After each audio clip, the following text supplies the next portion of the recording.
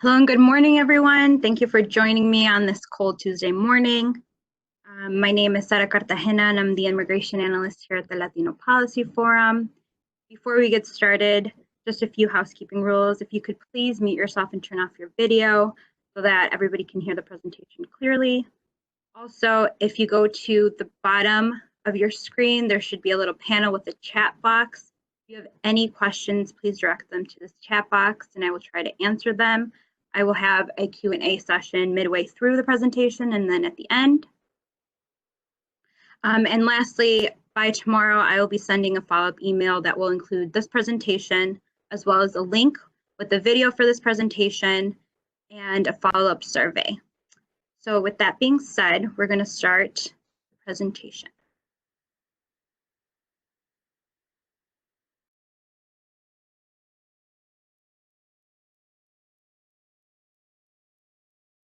So today I will be presenting an update on the public charge and admissibility rule, reviewing litigation and implementation.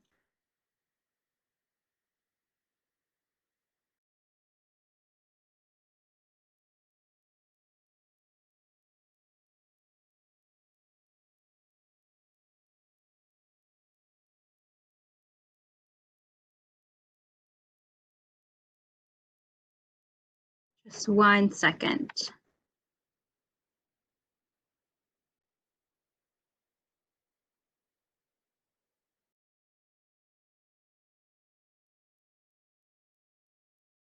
There we go, just a technical difficulty. Sorry about that. So our agenda for today, we're going to quickly refresh on the public charge admissibility rule, who it applies to, and what exactly are the changes to the public charge test. Then we're going to review the latest developments in the public charge litigation, both at the national level and specifically here in Illinois. We'll quickly review the USCIS implementation guidance that was just published last week, and we'll end it with some messaging and resources for the community.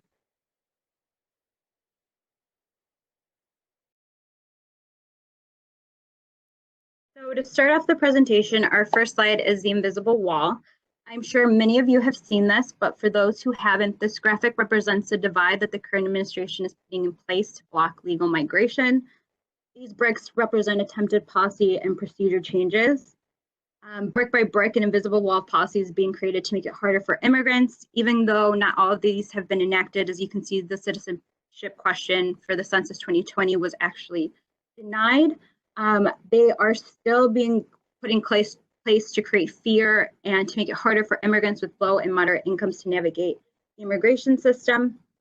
I just wanted this to be the first slide to show the context in which the public charge rule is being instituted and to show that the public charge rule is just one of many bricks being stacked by the current administration. So to start off, what is the public charge test? In a quick definition, it is an assessment given to individuals seeking admission into the U.S. or seeking to adjust status to legal permanent resident. A number of factors are considered in this test, what is called the totality of circumstances, to determine whether a person is likely to become a public charge in the future.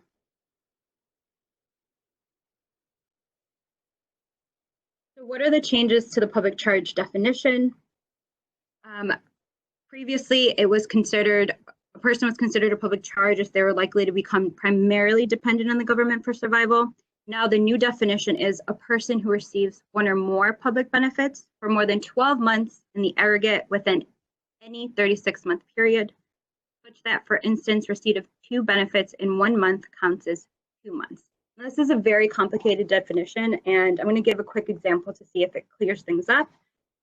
So if an immigrant applying for adjustment of status who is subject to the public charge test is believed by an officer, an immigration officer, to likely depend in the future on 2 of the newly added specific benefits, for example, SNAP and Section 8 housing, for longer than 6 months, which would equal out to over 12 months in the aggregate for this public charge definition, then the person would be considered inadmissible based on these new definition changes. So I'm going to break this down further in future slides.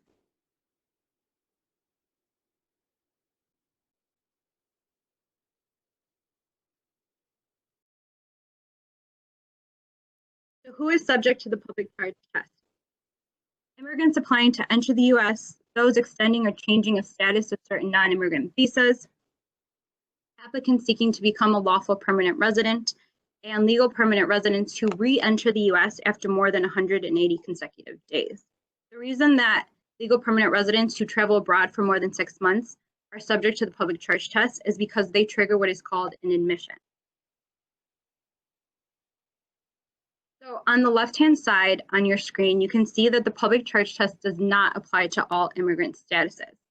Lawful permanent residents, those are green card holders applying for citizenship, are not subject to the public charge test.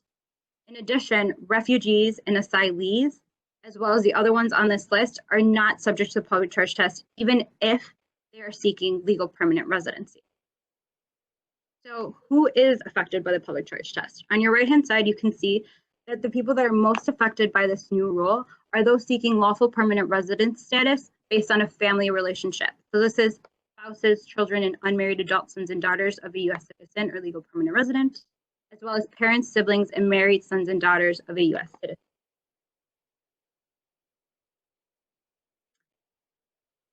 Now, what are the public benefits that are included in the new definition?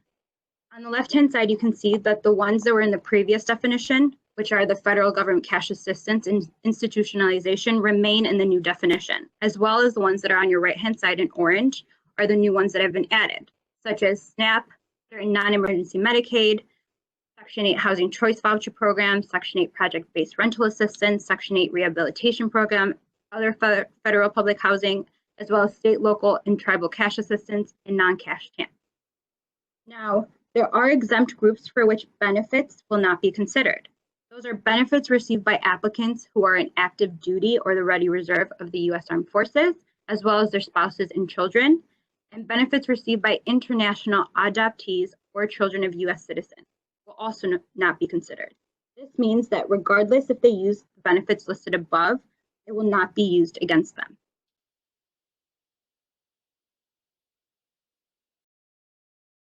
Now, what does the definition definitely not include? On your screen, you can see examples of many programs that this new definition definitely does not include. Most state and locally funded programs are not included, as well as privately funded programs. As an example, Medicaid for children who are under 21 and expecting mothers, this includes all kids, CHIP, early and periodic screening diagnostic treatment, and moms and babies, is not included in this new definition, as well as other privately funded sources such as food pantries or charity care from hospitals. This is not an exhaustive list of all the programs that are not included, but I just wanted to put this on there so that you could see that there's a lot of programs that will not be affected. Now I'll be talking about the second part of the definition, which is the totality of circumstances.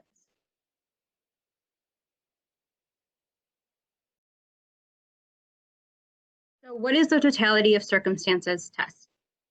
The totality of circumstances test requires immigration officials to consider and balance various factors against each other in categories such as income and financial status, age, education and skills, health, family status, and affidavit of support, to evaluate the likelihood of an individual becoming a public charge in the future. Before, if you had negative factors but an affidavit of support, the affidavit of support would outweigh the negative factors. That is not the case anymore.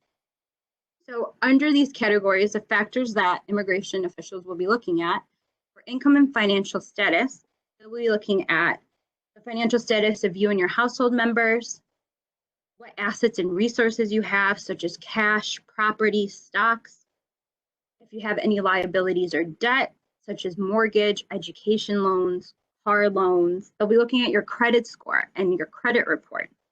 They're looking to see if you have ever filed bankruptcy here in the United States or abroad. And they'll be looking to see if you have applied or used any of the specific public benefits. For age, they'll be looking to see if you're under 18 or over 61, which would be considered a negative factor because they believe it will inhibit your ability to work. For education and skills, they're going to be looking at your education level, if you have any occupational skills or certifications, and how proficient you are in English. In health, they'll be looking to see if you have any health issues or chronic conditions, whether you have health insurance and if it's public or private. For your family status, they're going to be looking at the people that live in your household, what status they have, their financial status, and how big your household size is. And finally, the affidavit of support. As I mentioned, it used to be weighed more heavily before, and now they're going to be looking at it more critically. They're going to be looking to see if the person who's sponsoring you or writing this affidavit of support has a close relationship to you, if they're family, if you live together, or if they've previously sponsored others. And the way in which they will be looking at these different factors will be through the new I-944 form, which is called the Declaration of Self-Sufficiency, which was just published last week through USCIS, and I'll be talking a little bit more about this later. So I wanted to take this time to just see if anybody has any questions over this review that I just gave. If anything was unclear, please go to the chat box and let me know. I have one question. Is federal and student financial aid to attend college not considered? It is not considered, but it could be counted against you in the totality of circumstances test. So it would be just considered one factor against the other factors. I hope that makes sense. It's not part of the specified public benefits, but it could be considered against you in the totality of circumstances test.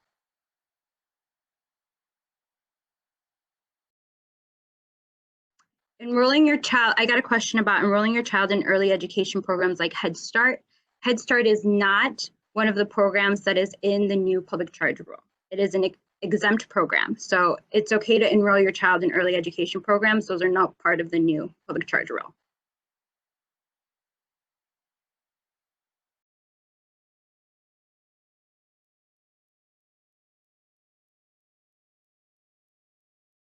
If we don't have any more questions, I'm going to move forward with our presentation.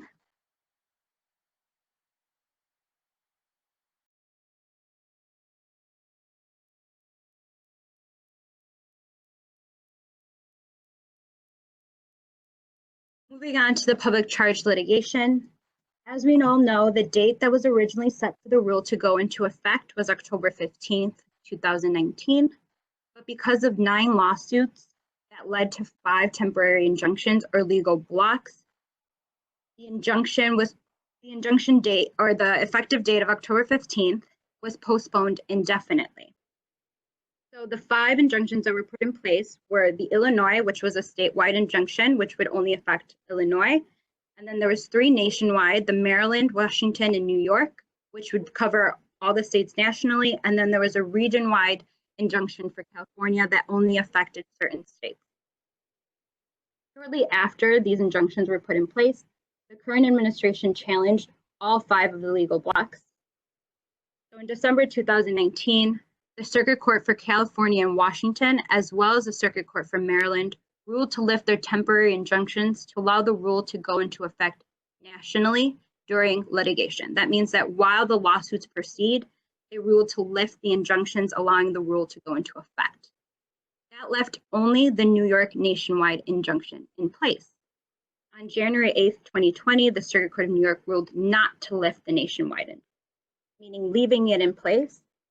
And this is why the administration on January 13th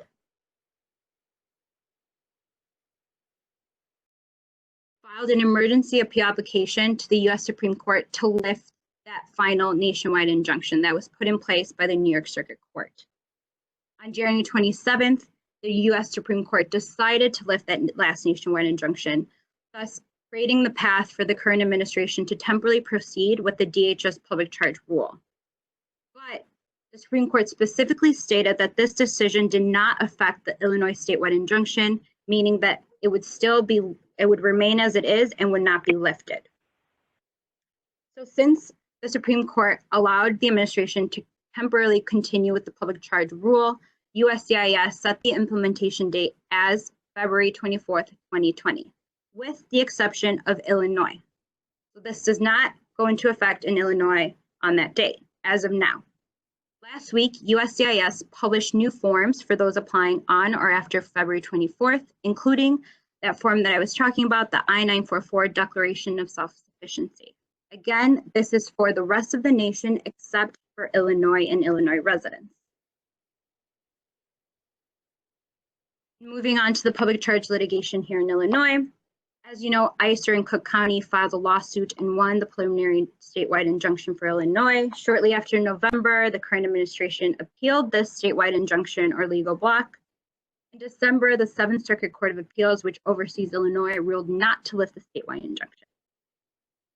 Last month, following the SCOTUS decision, the Supreme Court decision, the current administration renewed its request to the Seventh Circuit Court of Appeals to lift the statewide injunction.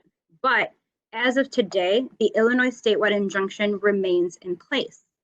But because that request is still pending, this could change in the near future.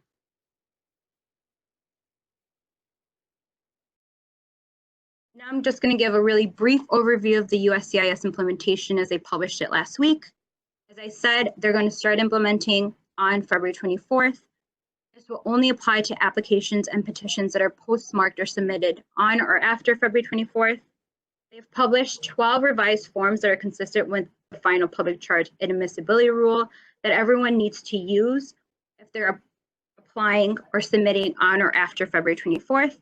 And in addition, they have to submit that new form, the I-944 Declaration of Self-Sufficiency. Now, USCIS is prohibited from implementing this rule in Illinois. This means that USCIS will decide Illinois residents' applications under the previous rule, which was set under the 1999 Field Guidance on Deportability and Inadmissibility on Public Charge Grounds.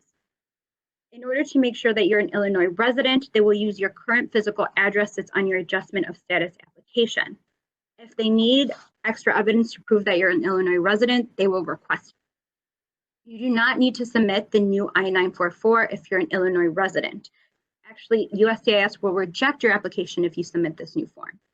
Also, it's important that Illinois residents do not use revised forms.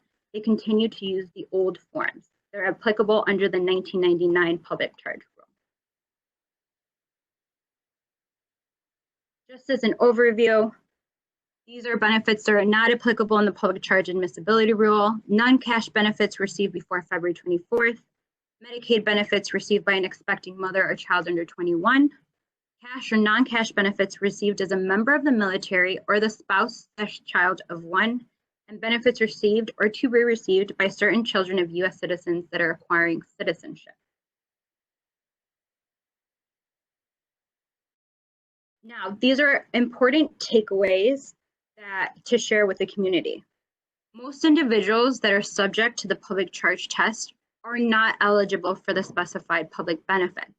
So what this is actually creating is that chilling effect, because the ones who are subject to the public charge test are not even eligible to receive these benefits. So if you're receiving public benefits, you're most likely not subject to the public charge test.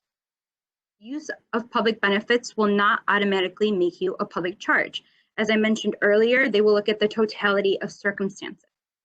Use of public benefits by non-applicant children or family members will not count against the individual's application for adjustment of status. This means that if you have a U.S. citizen child who is using benefits, this will not count against you in your application for adjustment of status. The public charge rule is prohibited from going into effect in Illinois. I wrote this yesterday, but as of today, it is still prohibited from going into effect. The public charge inadmissibility rule will not apply retroactively for use of benefits before February 24th, 2020. So if you applied or used benefits before then, they will not count against you. And last but not least, and maybe most important, it isn't over yet. Litigation is still pending, so the rule could be reversed at some point in the future, meaning that it could be found to be illegal. Some resources that are important to share with your staff, organization, as well as the community.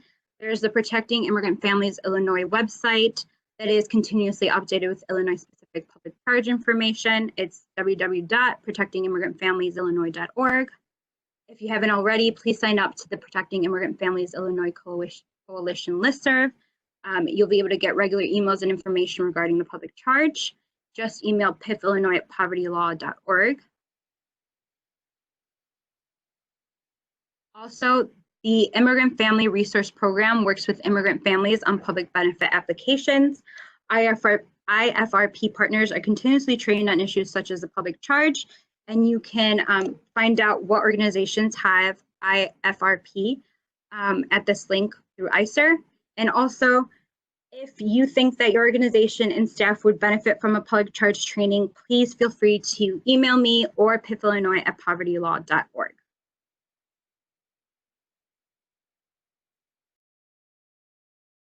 Lastly, this work is made possible with the generous support of various donors, such as the Chicago Community Trust, Healthy Communities Foundation, Irving Harris Foundation, Julian Grace Foundation, and JB and MK Pritzker Family Foundation. So thank you, everybody, for joining me. I hope everything was clear and understandable. If you have any questions, please feel free to enter them in the chat box, and I will try to answer them to the best of my knowledge.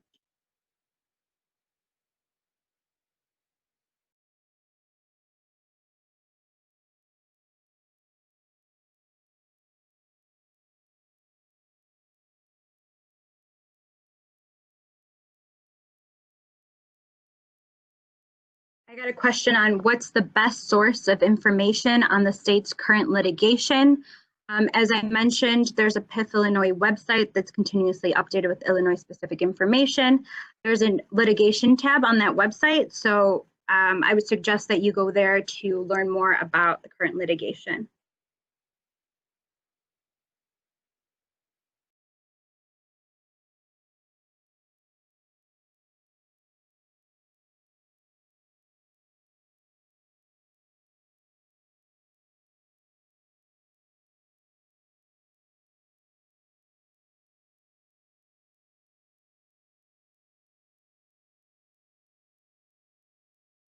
Are there any more questions?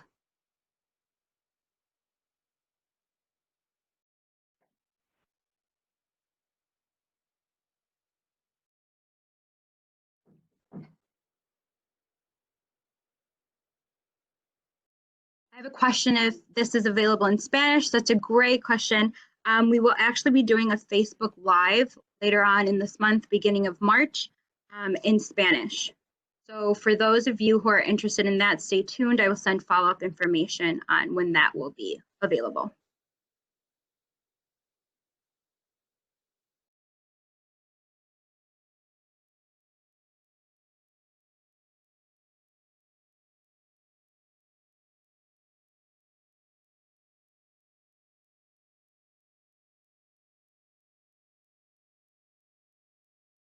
I have a question on, will you produce images and graphics we can put on social media to educate the public on the public charge?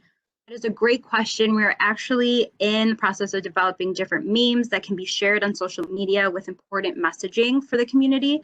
So I will also be sure to follow up with everybody on that.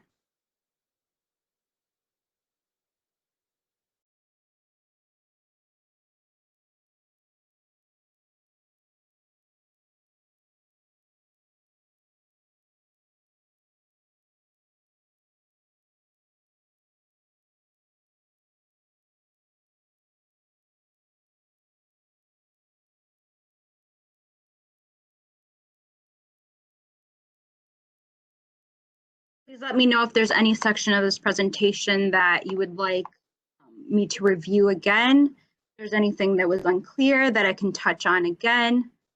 Maybe I could expand on it, just let me know.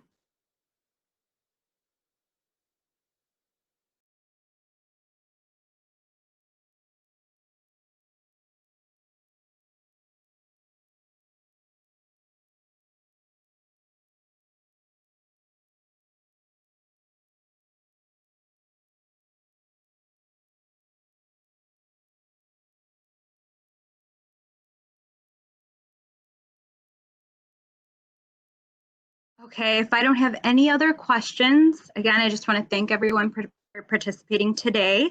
Like I said, I will be following up with an email by tomorrow that would include this presentation, the video, as well as other resources from PIF Illinois and a survey link just for how to improve this presentation and webinar going forward. So once again, thank you, everybody, and have a great Tuesday.